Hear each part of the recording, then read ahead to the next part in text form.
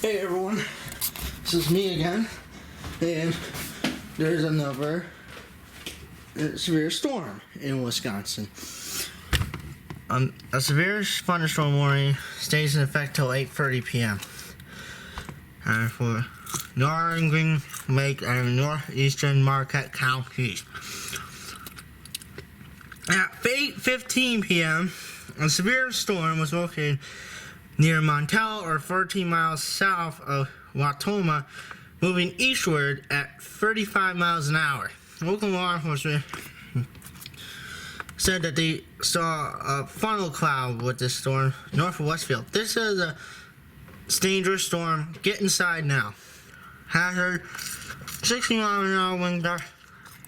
Radar indicated impacts. Damage to roofs, signs, and trees is expected. Locations impacted are New Berlin, Westfield, Princeton, Neshcoro, and Harrisville. People attending the Marquette County Fair should get inside immediately. For your protection, move to an interior room on the lowest floor of the stereo building. That's precautionary actions. So, there might be a tornado in the making. Well, yeah, it looks like it. So, but I'll keep you updated just to make sure everything is safe. Maybe a tornado. But we'll see.